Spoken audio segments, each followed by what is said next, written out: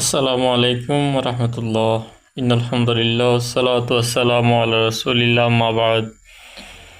আল্লাহ তাআলার দরবারে লাখ কোটি শুকরিয়া জানাই যে রব্বুল ইজ্জত আল জালাল আমাদেরকে তার প্রিয় গোলাম হিসেবে দুনিয়ার জীবনে হায়াতে তয়্যিবা দান করেছেন।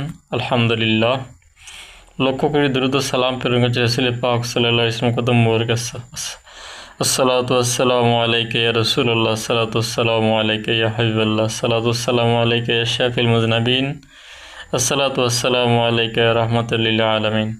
প্রিয় সুধী, আজকে আমাদের আলোচ্য বিষয় হচ্ছে একজন স্ত্রীর স্বামী মারা গেলে স্ত্রীকে কতদিন ইদ্যত পালন করতে হবে এ বিষয়ে আলোচনা। যখন কোনো স্ত্রীর স্বামী মারা যায় তখন স্ত্রীকে 4 মাস 10 দিন ইদ্যত পালন করতে হয়। ইদ্যত পালন করার সময় তাকে সাজসজ্জা বা অলঙ্কার পরিধান করা থেকে, সুগন্ধি ব্যবহার করা থেকে বিরত থাকতে হবে। স্বামী যে বাড়িতে ইন্তেকাল করবেন, যখন স্ত্রী যে বাড়িতে থাকবেন, স্বামী মারা যাওয়ার সময় স্ত্রী যে বাড়িতে থাকবেন ওই বাড়িতেই ইদ্যত পালন করতে হবে এবং স্ত্রীকে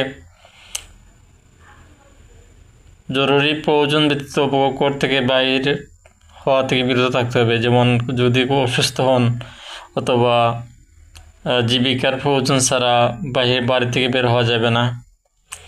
এজন্য একজন স্ত্রী যদি গর্ভবতী হন তাহলে গর্ভবতী হওয়ার পর সন্তান জন্মদান পর্যন্ত তাকে ইদ্যত পালন করতে হবে। এতে কমে বেশি হলে অসুবিধা নেই।